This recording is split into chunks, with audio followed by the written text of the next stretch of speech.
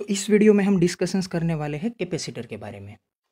मैं आपको इस वीडियो का एक्सप्लेनेशन समझाने की शुरुआत करता हूँ। उससे पहले मैं आपको ये बता देना चाहता हूँ कि मैंने 2 वीडियो आगे बना रखे हैं। एक वीडियो का टाइटल है कैपेसिटर वर्किंग एंड मैकेनिज़्म और दूसरा वीडियो है कैपेसिटर टाइप्स एंड कंस्ट्रक्शन।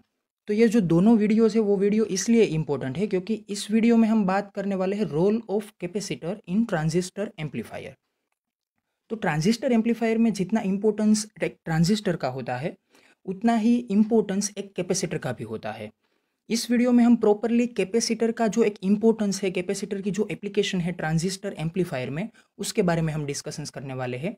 लेकिन आपको कैपेसिटर के बारे में जो एक बेसिक इन्फॉर्मेशंस की ज़रूरत है वो बेसिक इन्फॉर्मेशन मैंने उन दोनों वीडियोज़ में बहुत ही डिटेल में समझाई हुई है। लेकिन अगर आपने उन दोनों वीडियो को अभी तक नहीं देखा है तो पहले प्लीज़ आप उन दोनों वीडियो को देख लीजिए और उन दोनों वीडियो का जो कंक्लूज़न है वो कंक्लूज़न मैं अभी आपको शॉर्ट में बता देता हूँ। तो वो कंक्लूज़न कुछ इस तरह से है कि कैपेसिटर एक पैसिव कंपोनेंट है। कैपेसिटर पोलर भी हो सकता है, नॉन पोलर भी हो सकता है और कैपेसिटर के पास एक पार्शियल बिहेवियर है।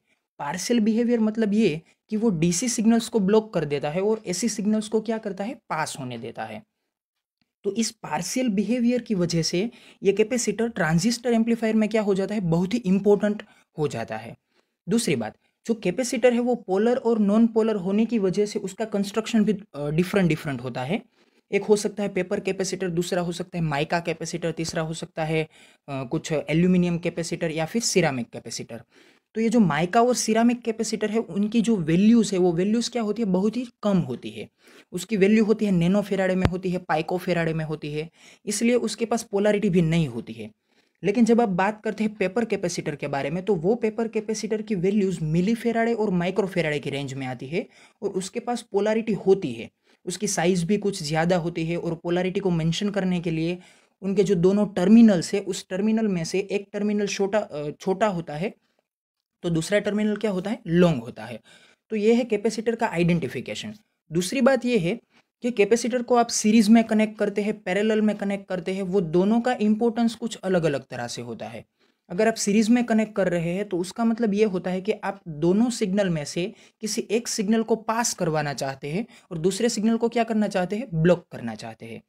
लेकिन जब आप उसी कैपेसिटर को पैरेलल में कनेक्ट करते हैं दूसरे किसी डिवाइस के साथ तो उसका मीनिंग ये होता है कि आप कैपेसिटर को as a optional way use करना चाहते हैं। ऑप्शनल वे से मेरा मतलब ये है कि दो सिग्नल में से किसी एक सिग्नल को एक वे से पास करना चाहते हैं और दूसरे सिग्नल को दूसरे वे से पास करना चाहते हैं। मतलब कि यहाँ पे आप दोनों सिग्नल को पास करवाना चाहते हैं लेकिन आप दोनों सिग्नल में से दो क्या कर देते हैं, दोनों को आइसोलेट कर देते हैं।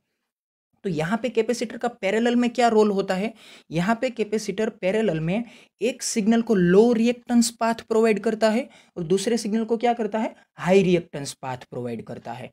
तो जिस सिग्नल को वो लो रिएक्टेंस पाथ प्रोवाइड करता है वो सिग्नल कहाँ से पास होने वाला है, कैपेसिटर में से पास होगा।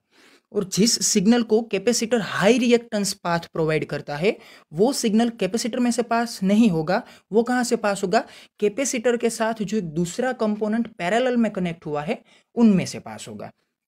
तो ये थी कुछ इंपॉर्टेंट डिस्कशंस अबाउट कैपेसिटर। दूसरी बात हमने की थी, जो मैंने अभी आपके सामने एक वर्ड इस्तेमाल किया, रिएक्टेंस के बारे में।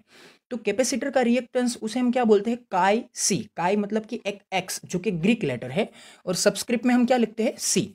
तो सी का मतलब ये होता है कि ये एक रिएक्टेंस है, किसका, कैपेसिटर का। तो ये कैपेसिटर का रिएक्टेंस किस इक्वेशन से सोल्यूट होता है, 1/2πf/c। तो 2πf, एफ क्या होती है, डायरेक्ट फ्रीक्वेंसी होती है, प्योर फ्रीक्वेंसी होती है, किसकी, एसी सिग्नल की। सी का मतलब क्या होता है, कैपेसिटेंस होता है। मैंने लास्ट लेक्चर में और लास्ट वीडियो में ये बात आपको अच्छी तरह से समझाई थी कि रेजिस्टेंस क्या है और रजिस्टर क्या है, कैपेसिटेंस क्या है और कैपेसिटर क्या है, इंडक्टेंस क्या है और इंडक्टर क्या है। आपको इन 6 के 6 वर्ड्स को अच्छी तरह से माइंड करना है। इन 6 वर्ड्स के बीच का ये जो डिफरेंस है उस डिफरेंस को अच्छी तरह से माइंड करना है। फिर जाके आप अच्छी तरह से इन सभी वर्ड्स को अच्छी जगह और प्रॉपर मेंशनिंग दे सकते हैं। तो इस वीडियो का मैं आपको थोड़ा सा ओवरव्यू बता देता हूँ कि ये जो आगे की स्लाइड है, इस स्लाइड में हम क्या देखने वाले हैं कि ये जो कैपेसिटर है वो कैपेसिटर की एप्लीकेशन, मतलब कि ये डीसी सिग्नल के साथ किस तरह से बिहेव करता है, एसी सिग्नल के साथ किस तरह से बिहेव करता है। तो आप यहाँ पे देख सकते हैं कि कैपेसिटर में मैंने एसी और डीसी दोनों सिग्नल को एक साथ इनपुट दिया है। तो उनसे क्या होता है कि सिर्फ और सिर्फ एसी सिग्नल हमें आउटपुट में मिलता है, जबकि डीसी सिग्नल उसी कैपेसिटर में से पास नहीं हो सकता है। तो इसका मतलब यह हुआ कि वो डीसी सिग्नल इस कैपेसिटर में क्या हो गया, ब्लॉक हो गया। फिर हम बात करते हैं कि यहाँ पे जो हमारा एक इम्पोर्टेंट टॉपिक है, मतलब कि हमारा जो ये आज का ये एम है इस वीडियो में समझने का, वो क्या है कि कैपेसिटर्स कितने टाइप के हम इस सर्किट में यूज़ करने वाले हैं, उन सभी कैपेसिटर्स का टाइप, उन सभी कैपेसिटर्स का वर्किंग क्या है, और उन सभी कैपेसिटर्स की एवरेज वैल्यू क्या हो सकती है इस सर्किट में, वो आज हम डिस्कशंस करने वाले हैं। फिर हम आगे देखते हैं कि ये जो सर्किट हमारे सामने है, इस सर्किट को आप अच्छी तरह से देख लीजिए, क्योंकि इस वीडियो में थ्रू आउट ये सर्किट हमारे लिए बहुत ही इम्पोर्टेंट है। मैंने जहाँ पे भी यहाँ कैपेसिटर्स कनेक्ट किए हुए हैं, उन सभी कैपेसिटर्स को मैंने हाईलाइट किया है। सभी टर्मिनल्स के पास सिग्नल का किस तरह से बिहेवियर होता है, उस बिहेवियर को मैंने अलग अलग तरह से, और सभी को सिग्नल्स को एक स्पेसिफिक फेज रिवर्सल के साथ मैंने आपको नोट करके दिया हुआ है। आप इस फिगर को अच्छी तरह से माइंड में रखिए। यहाँ पे बीच में ट्रांजिस्टर है, दोनों तरफ एक एक कैपेसिटर है। एक कैपेसिटर को बोला जाता है C1, दूसरे को बोला गया है C2, और यहाँ पे मैंने टोटल 4 सिग्नल्स को नोट किया हुआ है। एक इनपुट सिग्नल है, दूसरा इन बिटवीन सिग्नल है, और फाइनल में 2 सिग्नल्स अलग अलग मिलते हैं, जहाँ पे एक सिग्नल में फेज रिवर्सल है तो दूसरे में फेज रिवर्सल नहीं है। तो ये जो सर्किट है वो सर्किट हमारे लिए बहुत ही इंपॉर्टेंट है, क्योंकि ये circuit single stage transistor amplifier की है, क्योंकि वहाँ पे मैंने सिर्फ और सिर्फ एक ही ट्रांजिस्टर का इस्तेमाल किया है और 2 कैपेसिटर्स है। एक कैपेसिटर को बोला जा सकता है सी इन का मतलब होता है, सी मतलब कि कैपेसिटर, और इन का मतलब होता है इनपुट, और दूसरा कैपेसिटर है सी, उसका मतलब ये होता है कि ये कपलिंग कैपेसिटर है। एक कैपिटल सी का मतलब ये होता है कि ये कैपेसिटर है, और दूसरा सबस्क्रिप्ट में जो सी लिखा जाएगा उसे हम क्या बोलते हैं, कपलिंग। फिर आगे बात करते हैं कि यहाँ पे मैंने 2 स्टेज को एक साथ आइसोलेट किया हुआ है। आइसोलेट मतलब कि दोनों को एक दूसरे के साथ मैंने कनेक्ट किया हुआ है। तो यहाँ पे बीच में मैंने एक रेड लाइन की कवर अप के साथ एक आपको कैपेसिटर रिप्रेजेंट किया हुआ है। उस कैपेसिटर का नंबर है C3। तो वो जो कैपेसिटर है, वो कैपेसिटर का रोल क्या है, ये 2 अलग अलग स्टेजेस को क्या करता है, एक दूसरे के साथ कनेक्ट करता है। इसलिए इस कैपेसिटर को हम क्या बोलते हैं, कपलिंग कैपेसिटर बोलते हैं, क्योंकि ये 2 अलग अलग स्टेजेस को कपल करने का काम करता है। फिर मैंने लाइट येलो कलर में 2 अलग अलग कैपेसिटर्स को रिप्रेजेंट किया हुआ है, उसका नाम है C2 और C4। तो ये जो C2 और C4 कैपेसिटर है, ये कैपेसिटर आगे की फिगर में नहीं थे। आप यहाँ पे देख सकते हैं कि वो कैपेसिटर यहाँ पे मैंने रिप्रेजेंट नहीं किए हुए हैं, लेकिन इस फिगर में वो दोनों कैपेसिटर प्रेजेंट है। मतलब ये है कि ये कैपेसिटर को बाईपास कैपेसिटर बोला जा सकता है। मैंने यहाँ पे पिंक लाइन से आपको ये रिप्रेजेंट करके दिया हुआ है कि इन दोनों कैपेसिटर को हम क्या बोल सकते हैं, बाईपास कैपेसिटर बोल सकते हैं। और ये दोनों कैपेसिटर अपने साथ के रजिस्टर में किस तरह से कनेक्ट हुए हैं, पैरेलल कनेक्शन में कनेक्ट हुए हैं।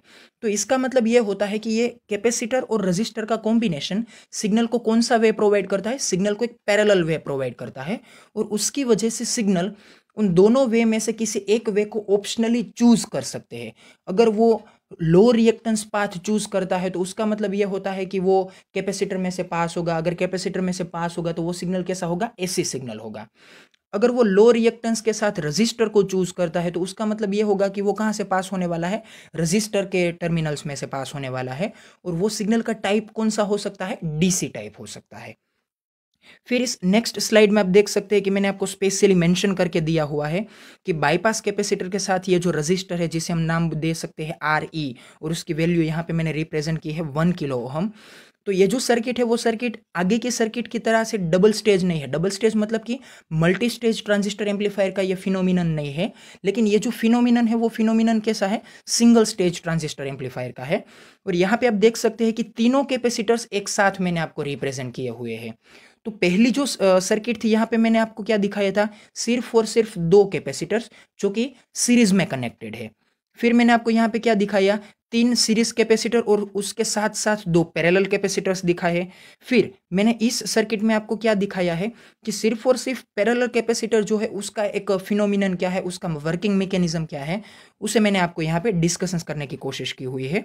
और फाइनल में ये जो पैरेलल कैपेसिटर था। यहाँ पे आप देख सकते हैं कि ये जो स्क्वायर फॉर्मेट है, उस स्क्वायर फॉर्मेट को मैंने यहाँ पे क्या किया है, जूम किया हुआ है। और यहाँ पे मैंने आपको वही फिनोमिनन फिर से रिपीट करके दिखाया हुआ है कि जब आप एसी और डीसी दोनों सिग्नल को उस कैपेसिटर में से पास करते हैं, उस ऑप्शनल वे से पास करते हैं, तो क्या होता है कि ये दोनों सिग्नल आइसोलेट हो जाते हैं। यहाँ पे आप देख सकते हैं कि आर ई में से डीसी सिग्नल पास होता है और कैपेसिटर में से कौन सा सिग्नल पास होता है, एसी सिग्नल पास होता है।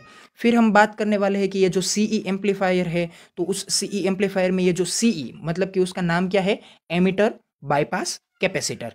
तो ये एमिटर बाईपास कैपेसिटर का यहाँ पे रोल क्या होता है, ये हम यहाँ पे थियोरेटिकली डिस्कशंस करेंगे, फिर आपको बाद में बताऊंगा मैं कंक्लूजन। तो ये था हमारे वीडियो का ओवरव्यू। अब हम इस वीडियो में बात करने वाले हैं उन सभी टर्म्स की डिस्कशंस की, जहाँ पे मैं आपको सभी टर्म्स को हाईलाइट करके बताऊंगा, सभी टर्म्स का डिटेल डिस्क्रिप्शन देने वाला हूँ। तो आपका ये जो वीडियो है वो वीडियो हमारे लिए बहुत ही इंपॉर्टेंट साबित होने वाला है, क्योंकि जब आप एम्पलीफायर के बारे में स्टडी करते हैं, जब आप मल्टी स्टेज ट्रांजिस्टर एम्पलीफायर के बारे में स्टडी करते हैं, तो वहाँ पे आपको अलग अलग टाइप्स स्टडी करने होते हैं। तो उन सभी टाइप्स में 4 अलग अलग फॉर्मेट्स प्रिपेयर होते हैं, according to application, according to construction, according to वहाँ पे जो कंपोनेंट्स यूज होते हैं, अकॉर्डिंग टू कपलिंग। तो ये जो सभी टर्म्स है, वो सभी टर्म्स में से इस चैप्टर में या फिर इस यूनिट में हम क्या स्टडी करने वाले हैं, अकॉर्डिंग टू कपलिंग हम अलग अलग ट्रांजिस्टर को किस तरह से क्लासीफाई करते हैं। तो यहाँ पे जब आप कपलिंग की बात करते हैं, तो कपलिंग करने के लिए आपको हेल्पिंग कंपोनेंट्स की जरूरत पड़ती है। तो हेल्पिंग कंपोनेंट से मेरा मीनिंग क्या है, वो सभी कंपोनेंट्स जो कि दो अलग अलग स्टेजेस को एक दूसरे के साथ कनेक्ट करने के लिए आप एक्सटर्नली यूज करते हैं, उन सभी कंपोनेंट्स को क्या बोला जा सकता है, हेल्पिंग कंपोनेंट बोला जा सकता है।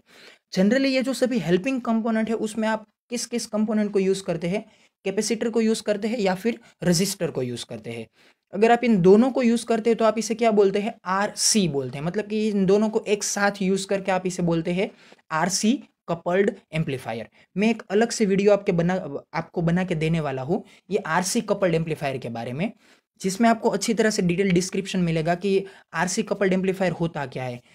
लेकिन आपकी इन्फॉर्मेशन के लिए मैं आपको ये बता दूं कि ये जो वीडियो में हमने जो सर्किट देखी है, जो सर्किट का डिस्क्रिप्शन हमने चेक किया है, वो सभी सर्किट आरसी कपल्ड एम्पलीफायर की थी। मतलब कि यहाँ पे आप देख सकते हैं कि ये जो सर्किट है, वहाँ पे आप आर एस को देख सकते हैं, आर वन को देख सकते हैं, आर टू को देख सकते हैं, आर सी को देख सकते हैं, आर ई को देख सकते हैं, आर एल को देख सकते हैं, और साथ में सी वन और सी टू को भी देख सकते हैं। तो ये जो पूरी सर्किट है, वो सर्किट किस तरह से कंस्ट्रक्ट की हुई है, पूरी सर्किट रजिस्टर और कैपेसिटर के इस्तेमाल से कंस्ट्रक्ट की हुई है। इसलिए हम इस सर्किट को क्या बोलते हैं, आरसी कपल्ड एम्पलीफायर बोलते हैं। तो चलते हैं फिर इस वीडियो के डिस्क्रिप्शन के बारे में। तो यहाँ पे आप देख सकते हैं कि application of capacitor in transistor amplifier, ये हमारा पहला टॉपिक है। यहाँ पे आप इस फिगर को देख सकते हैं कि मैंने यहाँ पे एक कैपेसिटर का इस्तेमाल किया हुआ है, और उस कैपेसिटर में मैंने 2 इनपुट सिग्नल दिए हुए हैं। एक इनपुट सिग्नल कैसा है, डीसी सिग्नल है, दूसरा इनपुट सिग्नल कैसा है, एसी सिग्नल है। यहाँ पे आप इजी टॉपिक को समझने के लिए ये कंसीडर कर सकते हैं कि ये दोनों सिग्नल का एक साथ क्या है, मिक्सचर है। और ये मिक्सचर क्या होता है कि एक ही कैपेसिटर में से पास होने को ट्राई करता है, लेकिन जब आप इन दोनों सिग्नल को एक साथ इस कैपेसिटर में से पास करने की कोशिश करते हैं, तो आउटपुट में आपको क्या मिलता है, आउटपुट में आपको सिर्फ और सिर्फ एसी सिग्नल मिलता है, जबकि डीसी सिग्नल आपको आउटपुट में नहीं मिलता है।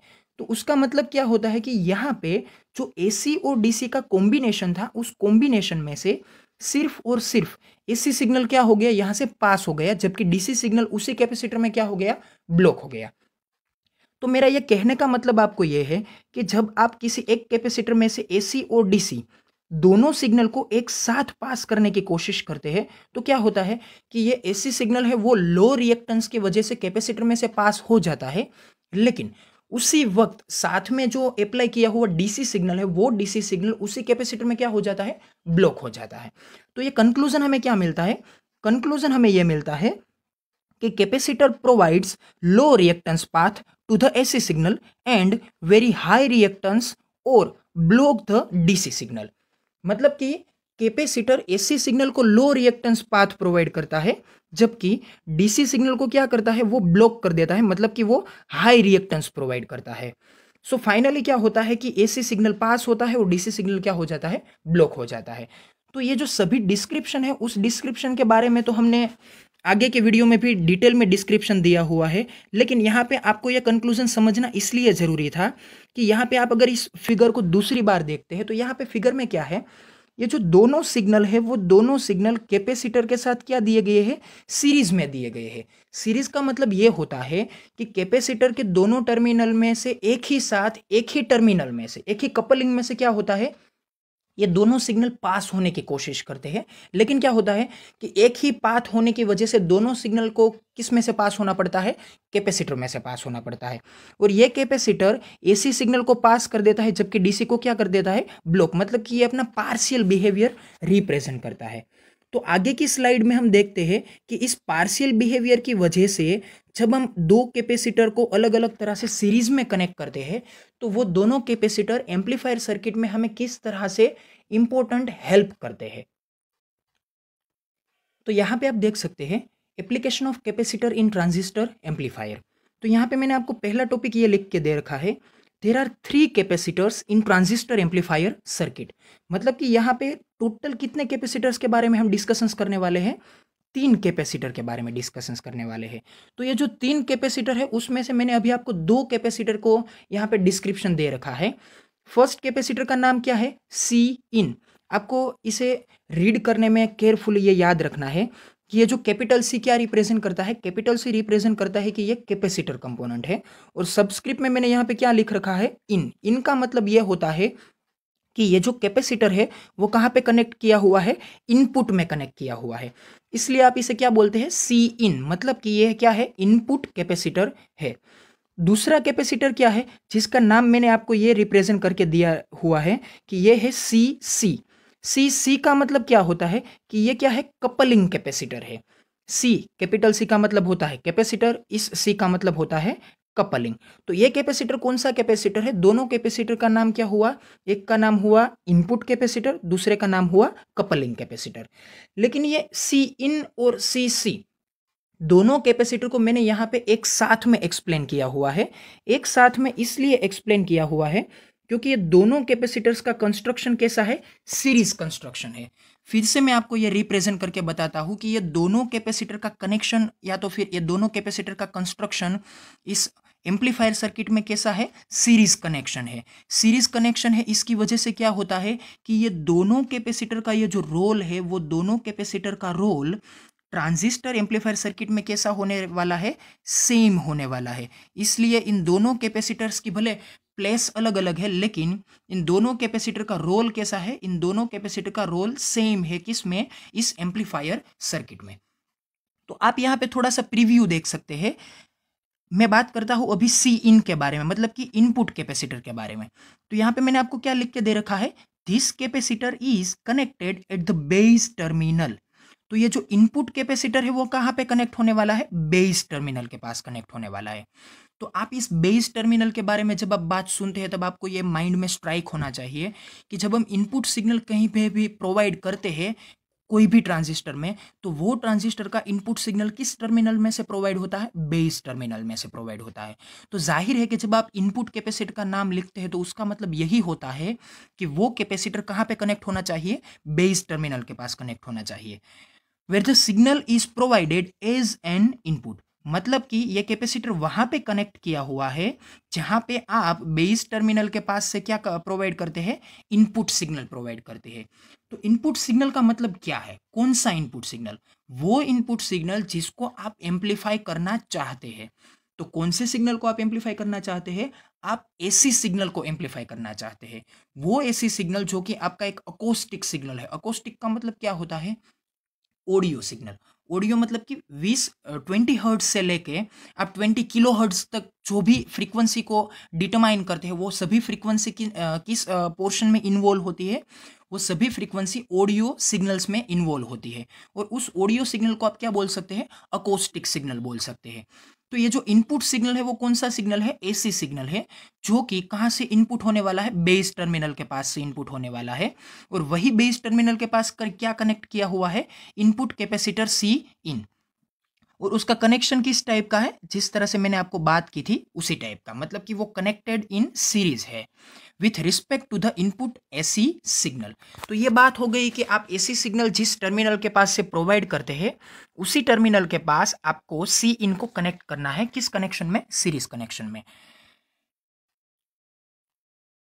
It is blocks the DC signal to come towards the input section. मतलब कि ये जो कैपेसिटर है वो कैपेसिटर क्या करता है, डीसी सिग्नल को ब्लॉक करता है। किस तरह से ब्लॉक करता है, वो सभी डीसी सिग्नल को ब्लॉक करता है जो डीसी सिग्नल इनपुट में कंबाइन होने के लिए उस तरफ फ्लो करते हैं। मतलब कि जब आपको मैं आगे की स्लाइड में ये जो फिगर्स दिखाने वाला हूँ उस फिगर में आप देख सकते हैं कि ये जो सर्किट है उस सर्किट का टोटल 3 पोर्शंस अलग अलग डिवाइड होता है। एक पोर्शन होता है इनपुट, दूसरा पोर्शन होता है आउटपुट, और इनपुट और आउटपुट दोनों पोर्शन के बीच में जो एक पोर्शन जनरेट होता है उस पोर्शन को हम क्या बोलते हैं, एम्पलीफायर सर्किट का पोर्शन। उस एम्पलीफायर सर्किट के पोर्शन में एसी और डीसी दोनों सिग्नल एक साथ प्रेजेंट होते हैं और इनपुट और आउटपुट दोनों पोर्शन में सिर्फ और सिर्फ एसी सिग्नल ही प्रेजेंट होते हैं। तो यहाँ पे हम जब बात करते हैं कि डीसी सिग्नल है, उस डीसी सिग्नल को कहाँ पे प्रेजेंट होना चाहिए, सिर्फ और सिर्फ ये एम्पलीफायर सर्किट का कनेक्शन पोर्शन है उसी में प्रेजेंट होना चाहिए, ना ही इसे इनपुट में जाना है और ना ही इसे आउटपुट में जाना है। तो इसे इनपुट में जाने से रोकता है उसे हम क्या बोलते हैं, सी इन, मतलब कि इनपुट कैपेसिटर, और उस डीसी सिग्नल को आउटपुट में जाने से रोकता है उसे हम क्या बोलते हैं, सी सी, मतलब कि कपलिंग कैपेसिटर। तो यहाँ पे आपको ये जो मैंने स्टेटमेंट दिया हुआ है वो स्टेटमेंट क्या रिप्रेजेंट करता है, it is blocks the DC signal to come towards the input section. Hence, the DC signal cannot lose from the entire amplifier section of voltage divider bias. मतलब कि वो DC सिग्नल जो हमारी voltage divider bias का जो entire connection है उस entire connection में से लॉस नहीं होता है। क्योंकि अगर आपको क्या याद रखना है कि यहाँ पे आपका ये जो डीसी सिग्नल है वो डीसी सिग्नल वो जो सर्किट है उस सर्किट के मिडल पोर्शन में से लॉस नहीं होने वाला है। क्यों लॉस नहीं होने वाला है, क्योंकि उस डीसी सिग्नल को इनपुट में जाने से कौन रोकने वाला है, सी इन, और आउटपुट में जाने से कौन रोकने वाला है, सी सी। अगर वो डीसी सिग्नल लॉस नहीं होगा तो ही आपका ट्रांजिस्टर कंटिन्यूअसली कौन से रीजन में काम करने वाला है, वो एक्टिव रीजन में काम करने वाला है। अदरवाइज वो कौन से रीजन में जा सकता है, अदरवाइज वो कट ऑफ रीजन में जा सकता है। वहां पे क्या होगा, कट ऑफ रीजन में जो क्यू पॉइंट है वो आपकी जो लोड लाइन का वो जो कनेक्शन है, वो जो स्टेबिलिटी फैक्टर है, वो स्टेबिलिटी फैक्टर क्या हो जाएगा, एलिमिनेट हो जाएगा। वो स्टेबिलिटी फैक्टर क्या हो जाएगा, डिस्ट्रॉय हो जाएगा। उसकी वजह से ये एम्पलीफायर सर्किट स्टेबिलाईजेशन के थ्रू काम नहीं कर सकती है। तो इस एम्पलीफायर सर्किट को स्टेबिलाईज रखने के लिए आपको क्या करना पड़ता है, एक प्रॉपर डीसी सिग्नल का वोल्टेज आपको प्रोवाइड करना होता है, जिसकी वजह से आपका ये जो वोल्टेज डिवाइडर बायस है वो बायस क्या करता है, प्योरली वर्क कर सकता है।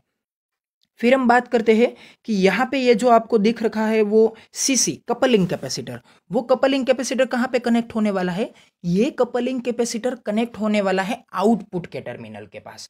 तो आउटपुट हम एक्चुअली किस टर्मिनल के पास से लेते हैं, आउटपुट हम लेते हैं कलेक्टर टर्मिनल के पास से। तो इसलिए हमें आपको क्या ये रिप्रेजेंट करके दिया हुआ है, this capacitor is connected at the collector terminal of transistor. मतलब कि ये जो कैपेसिटर है वो कैपेसिटर कहाँ पे कनेक्ट होने वाला है, कलेक्टर टर्मिनल के पास कनेक्ट होने वाला है। और कलेक्टर टर्मिनल के पास हम क्या लेते हैं, आउटपुट लेते हैं, where the signal is taken as an output. तो यहाँ पे आप ये रीड कर सकते हैं कि क्या लिख रखा है, where the signal is taken as an output. This connection is series, मतलब कि जिस तरह से हमने यहाँ पे देखा था कि सी इन भी सीरीज कनेक्टेड है, तो यहाँ पे आपको क्या देखने में को मिल रहा है कि ये जो सी सी है वो भी क्या है, सीरीज कनेक्टेड है with respect to the output AC signal. जबकि यहाँ पे क्या था, with respect to the input AC signal, मतलब कि सी इन इनपुट के साथ है और सी सी कहाँ पे है, आउटपुट के साथ है। It is blocks the DC signal to go towards the output section. मतलब कि ये डीसी सिग्नल को ब्लॉक करता है, लेकिन वो कहाँ पे ब्लॉक करता है, उस डीसी सिग्नल को आउटपुट की ओर जाने से रोकता है। जबकि सी इन का काम क्या था, वो डीसी सिग्नल को ब्लॉक करता था, कहाँ और जाने के लिए वो रोकता था, वो इनपुट की ओर जाने के लिए वो उसको क्या करता था, ब्लॉक करता था। मतलब कि वो इनपुट की ओर उसे नहीं जाने देता था। जबकि कपलिंग कैपेसिटर क्या करता है, उस सिग्नल को आउटपुट की ओर जाने से रोकता है। फिर आप यहाँ पे क्या देख सकते हैं, hence the DC signal cannot lose from the entire amplifier section of voltage divider bias। मतलब कि वो जो DC सिग्नल है वो DC सिग्नल आपके जो पोटेंशियल डिवाइडर बायस है उस पोटेंशियल डिवाइडर बायस में से क्या होगा, लॉस नहीं होगा। उस पोटेंशियल डिवाइडर बायस में क्या रहेगा, वो एम्बेडेड रहेगा, मतलब कि वहां पे वो स्ट्राइक ही रहेगा, वहां से वो बाहर नहीं निकल सकता है। तो इस स्लाइड में आप देख सकते हैं सीरीज कैपेसिटर का ये जो ट्रांजिस्टर एम्पलीफायर में कहाँ कहाँ पे कनेक्शन हो सकता है, और उन दोनों जो कैपेसिटर है उस कैपेसिटर को हमने आगे बोला था कि एक कैपेसिटर को बोलते हैं सी इन, दूसरे कैपेसिटर को बोलते हैं सी सी। तो यहाँ पे सी इन और सी सी दोनों जो कैपेसिटर है उन कैपेसिटर को मैंने यहाँ पे आपको रिप्रेजेंट करके दिया हुआ है। यहाँ पे आप जो ये पिंक पोर्शन देखते हैं उस पिंक पोर्शन के कैपेसिटर का नाम यहाँ पे क्या लिख रखा है, C1, लेकिन एक्चुअल में वो कैपेसिटर कौन सा है, C इन कैपेसिटर है। और यहाँ पे आपको ये जो दिख रखा है C2 कैपेसिटर, वो कौन सा कैपेसिटर है, CC, मतलब कि वो क्या है, कपलिंग कैपेसिटर है। तो आप इस सर्किट में देख सकते हैं कि यहाँ पे जो सी इन है, सी इन मतलब कि C1 कैपेसिटर है, वो C1 कैपेसिटर कहाँ पे है, जो आपका ये ट्रांजिस्टर है उस ट्रांजिस्टर का ये जो बेस टर्मिनल है उस बेस टर्मिनल के पास क्या कनेक्ट हुआ है, C1।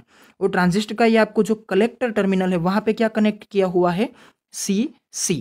तो उसकी वजह से आप जो आगे स्टेटमेंट देख के आए हैं उस स्टेटमेंट को वेरीफाई कर सकते हैं कि ये जो सी इन कैपेसिटर है वो बेस के पास है और CC कैपेसिटर वो कहाँ पे है, कलेक्टर टर्मिनल के पास है। फिर आप ये देख सकते हैं कि ये जो इनपुट सिग्नल है वो कौन सा है, Vs।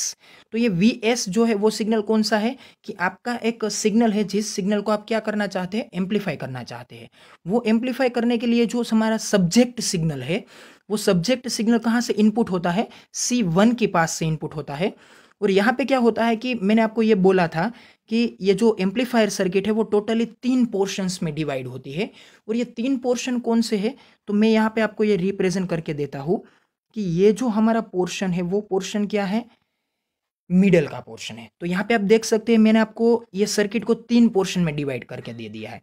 फर्स्ट पोर्शन है ये, दूसरा पोर्शन है ये आपका मिडल पोर्शन, और तीसरा पोर्शन कौन सा है, ये आपका 3।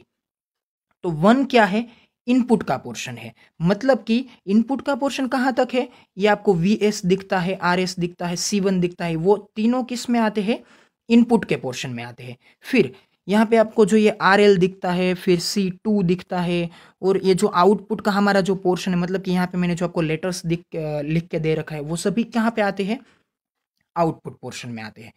तो ये जो बीच का पोर्शन हो गया, ये बीच का पोर्शन क्या है, बीच का पोर्शन जो है उसे हम बोलते हैं पोटेंशियल डिवाइडर बायस। जो कि हमारा मिडल पोर्शन है वहां पे क्या है, वहां पे बायसिंग किया हुआ मिलता है। तो ये बायसिंग किया हुआ मिलता है, वो बायसिंग किस तरह से है, वहां पे आप R1 देखते हैं, RC देखते हैं, R2 देखते हैं, RE देखते हैं। फिर ये हमारा इंपॉर्टेंट कंपोनेंट है जो कि ट्रांजिस्टर है, वो भी कहाँ पे आता है, वो भी यहाँ पे मिडल पोर्शन में आता है। तो वहाँ पे आपको ये मेंशन करके रखना है, वहाँ पे आपको एक टर्म्स को माइंड करके रखना है कि ये जो हमारा इनपुट पोर्शन था, इनपुट पोर्शन में कैसे सिग्नल प्रेजेंट है, इनपुट पोर्शन में एसी सिग्नल प्रेजेंट है। और जो हमारा मिडल पोर्शन है, मिडल पोर्शन में कौन से सिग्नल प्रेजेंट है, डीसी सिग्नल प्रेजेंट है, और दूसरे कौन से सिग्नल प्रेजेंट है, एसी सिग्नल प्रेजेंट है। जबकि आउटपुट पोर्शन में सिर्फ और सिर्फ कौन से सिग्नल प्रेजेंट है, एसी सिग्नल प्रेजेंट है। तो यहाँ पे आप देख सकते हैं कि मिडल पोर्शन में डीसी सिग्नल है जो कि इनपुट और आउटपुट दोनों में से कहीं पे भी नहीं है। और ये जो डीसी सिग्नल है वो कहाँ से आता है, वो डीसी सिग्नल बायसिंग की बैटरी की ओर से आता है। तो ये जो बायसिंग की बैटरी है वो कौन सी बैटरी है, बायसिंग की बैटरी है उसे हम बोलते हैं वीसीसी। तो आपको इस सर्किट में वीसीसी बैटरी कहाँ पे देखने को मिल रही है, वीसीसी बैटरी यहाँ पे है। तो ये वीसीसी बैटरी क्या प्रोवाइड करती है, डीसी सिग्नल प्रोवाइड करती है।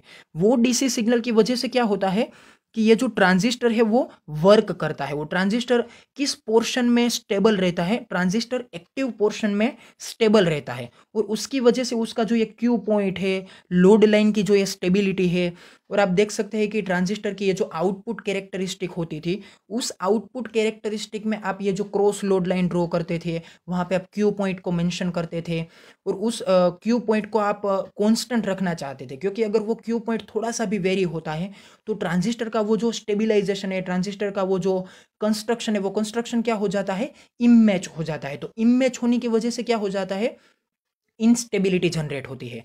और उस इंस्टेबिलिटी की वजह से जो सिग्नल आप एम्पलीफाई करना चाहते हैं उस सिग्नल में क्या हो जाता है, डिस्टोर्शन जनरेट होता है। तो डिस्टोर्शन की वजह से क्या होता है कि जिस तरह का प्योर सिग्नल आपने इनपुट में दिया था वो प्योर सिग्नल आपको आउटपुट में नहीं मिलता है, और उसकी वजह से आप स्पीकर में विसलिंग देखते हैं, या फिर स्पीकर में जो आप कुछ अच्छे वर्ड्स बोल रहे हैं वो वर्ड्स आपको क्लियरली समझ में नहीं आ सकते हैं। तो वो क्या होता है कि उसे हम डिस्टोर्शन बोलते हैं। तो उस डिस्टोर्शन को रोकने के लिए, उस डिस्टोर्शन को हमें दूर करने के लिए क्या करना पड़ता है कि यहाँ का ये जो बायसिंग है उस बायसिंग को क्या करना पड़ता है, स्टेबिलाईज रखना पड़ता है। तो हमें क्या करना है कि ये जो डीसी सिग्नल है बीच के पोर्शन का, उस डीसी सिग्नल को इनपुट में जाने से हमें रोकना है, और उसी डीसी सिग्नल को यहाँ पे आउटपुट में जाने से भी हमें क्या करना है, रोकना है। तो ये डीसी सिग्नल आउटपुट में कहाँ से जा सकता है, उस डीसी सिग्नल को आउटपुट में जाने के लिए दो अलग अलग वेज है। एक वे क्या है कि अगर उस डीसी सिग्नल को इनपुट में जाना है तो वो कहाँ से जा सकता है, वो जा सकता है यहाँ से। तो यहाँ पे क्या होता है, R1 और R2 उन दोनों के बीच में एक पोटेंशियल का डिवीजन मिलता है। वो डिवीजन किस ओर है, इनपुट की ओर है। तो अगर यहाँ पे मैं एक कैपेसिटर जोड़ देता हूँ तो वो कैपेसिटर क्या करेगा, उस डीसी सिग्नल को इनपुट में से जाने से क्या करेगा, वो रोक देगा। तो यहाँ पे क्या हो गया, ये कैपेसिटर हमारा सीरीज कनेक्शन में है, तो उसकी वजह से वो डीसी सिग्नल को क्या कर देता है, ब्लॉक कर देता है। लेकिन जब एसी सिग्नल इनपुट में से ये बेस की ओर जाता है तो वो उसे रोकता नहीं है। क्यों, क्योंकि कैपेसिटर एसी को नहीं ब्लॉक करता है, कैपेसिटर सिर्फ किसको ब्लॉक करता है, डीसी को ब्लॉक करता है। तो ये कैपेसिटर का क्या हो गया, पार्शियल बिहेवियर हो गया। तो कैपेसिटर पार्शियल बिहेवियर कब रिप्रेजेंट करता है, और इसकी अच्छी एप्लीकेशन क्या है, जब आप उसको सीरीज में कनेक्ट करते हैं तब। तो ये जो सेम प्रोसीजर है वो कहाँ पे अप्लाई होती है, सेम प्रोसीजर अप्लाई करती है यहाँ पे आउटपुट में। ये जो आरसी है और ये जो कैपेसिटर का कलेक्टर टर्मिनल है उनके बीच में से ये क्या है, एक पोटेंशियल का डिवीजन है। उस पोटेंशियल के डिवीजन में से एक वे बाहर निकलता है, और वो वे किस ओर जाता है, आउटपुट की ओर जाता है। और उसी आउटपुट के वे से हम क्या लेते हैं, आउटपुट सिग्नल को लेते हैं। तो अगर हम यहाँ पे एक कैपेसिटर नहीं कनेक्ट करते हैं तो क्या होगा, ये जो डीसी सिग्नल है वो किसके साथ चला जाएगा, आउटपुट के साथ चला जाएगा। और उसकी वजह से क्या होगा कि वो आउटपुट में मर्ज हो जाएगा। आउटपुट में मर्ज होने की वजह से क्या होगा कि ये जो हमारा बीच का सेक्शन है उस बीच के सेक्शन में से ये हमारा डीसी सिग्नल क्या हो जाएगा, लॉस हो जाएगा। और डीसी सिग्नल की लॉस होने की वजह से क्या होगा, स्टेबिलिटी फैक्टर पे इफेक्ट होगा। तो ये हमारा ट्रांजिस्टर है, वो ट्रांजिस्टर एक्टिव रीजियन में से या तो फिर वो कट ऑफ में जा सकता है, या फिर उसका स्टेबिलाईजेशन क्या हो सकता है, लॉस हो सकता है। तो ये जो दोनों कैपेसिटर थे C1 C2, या फिर आप इसे ये बोल सकते हैं कि C in और CC, दोनों किस कनेक्शन में थे, सीरीज कनेक्शन में थे। C in कहाँ पे कनेक्ट हुआ था, बेस के साथ कनेक्ट हुआ था। कौन से कनेक्शन में, सीरीज कनेक्शन में। किसको पास करता है, इनपुट के एसी सिग्नल को पास करता है। किसको ब्लॉक करता है, उन सभी डीसी सिग्नल को ब्लॉक करता है जो डीसी सिग्नल इनपुट के पोर्शन की ओर जाने के लिए ट्राई करते हैं। फिर सीसी कैपेसिटर का काम क्या हो गया, is same with input capacitor, मतलब कि वो भी डीसी सिग्नल को ब्लॉक करता है, लेकिन कहाँ पे जाने के लिए ब्लॉक करता है, वो आउटपुट में जाने की ओर से वो क्या करता है, ब्लॉक करता है। और एसी सिग्नल को क्या करता है, एसी सिग्नल को एज यूजुअली आउटपुट में जाने देता है। तो ये था हमारी इस स्लाइड का कंक्लूजन। यहाँ पे मैंने आपको जो भी डिस्क्रिप्शन लिख के दे रखा है वो आप देख सकते हैं। Input signal to the amplifier circuit, मतलब कि ये जो हमारा ब्लू सिग्नल है वो क्या है, इनपुट सिग्नल है। वो इनपुट सिग्नल कहाँ पे आता है, इज अ बेस करंट के फॉर्मेट में आता है। वो बेस करंट के फॉर्मेट में क्या होता है, ट्रांजिस्टर के अंदर क्या होता है, इनपुट होता है। बाद में वो सिग्नल जब आप कलेक्टर और यहाँ पे ग्राउंड, मतलब कि इन दोनों के बीच में जब आप आउटपुट लेते हैं तो उसमें हमें क्या देखने को मिलता है, फेज रिवर्सल देखने को मिलता है। जबकि ये सिग्नल हमारा क्या है, आउटपुट सिग्नल है। और दूसरा आउटपुट सिग्नल हम कहाँ पे ले सकते हैं, दूसरा आउटपुट सिग्नल हम ये आरसी रजिस्टर के अक्रॉस में ले सकते हैं। लेकिन यहाँ पे क्या होता है, यहाँ पे आपको फेज रिवर्सल देखने को नहीं मिलता है। मतलब कि ये जो सिग्नल इनपुट था उस इनपुट सिग्नल के इन फेज में क्या मिलता है, ये आउटपुट सिग्नल मिलता है। जबकि आप आउटपुट सिग्नल को इस RE और कलेक्टर टर्मिनल के अक्रॉस में से लेते हैं तो यहाँ पे क्या होता है, यहाँ पे आपको फेज रिवर्सल देखने को मिलता है। तो फेज़ रिवर्सल है वो जनरली 180 डिग्री का होता है। और एक बात मैं आपको ये क्लियर कर दूं कि ये जो फेज़ रिवर्सल की टर्म है वो किस में देखने को मिलती है, हमें देखने को मिलती है वोल्टेज के कनेक्शन में। मतलब कि यहाँ पे ये जो आपको सिग्नल देखने को मिल रहा है वो दोनों सिग्नल किसकी कंपैरिजन में है, ये दोनों सिग्नल वोल्टेज की कंपैरिजन में है। मैं आपको एक बात रिपीट करके बता देना चाहता हूँ कि जब आप सीई कनेक्शन के बारे में सोचते हैं, मतलब कि सीई कनेक्शन का यूज़ करते हैं, तो ये सीई कनेक्शन एम्पलीफायर इनपुट और आउटपुट दोनों में क्या देता है, 180 डिग्री का फेज रिवर्सल देता है। लेकिन वो फेज रिवर्सल किसको देता है, सिर्फ और सिर्फ वोल्टेज के सिग्नल को देता है। जबकि आप बात करते हैं करंट के सिग्नल के बारे में, तो करंट के सिग्नल में कोई भी फेज रिवर्सल आपको देखना नहीं मिलता है। मैं आपको ये बता देता हूं कि यहाँ पे आप ये देख सकते हैं कि ये जो IB मतलब कि वो करंट है, किसका, बेस का करंट है। यहाँ पे आप देख सकते हैं कि ये क्या है, IC है, मतलब कि वो क्या है, कलेक्टर का करंट है। तो आप ये देख सकते हैं कि जो बेस में करंट जा रहा है वो बेस का करंट जिस फॉर्मेट में है, मतलब कि वो जिस फेज में है, वही फेज में आपको क्या मिलता है, कलेक्टर का करंट मिलता है।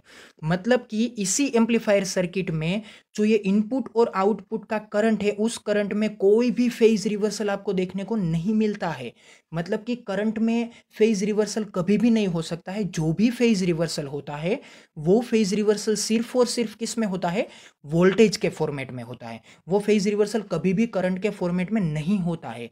मतलब कि आउटपुट में जो सिग्नल मिलता है, आउटपुट में उस सिग्नल में करंट और वोल्टेज दोनों का ये जो फॉर्मेट होता है, दोनों के फॉर्मेट में एक फेज का डिफरेंस जनरेट होता है। वो फेज का डिफरेंस कितना होता है, 180 डिग्री का होता है।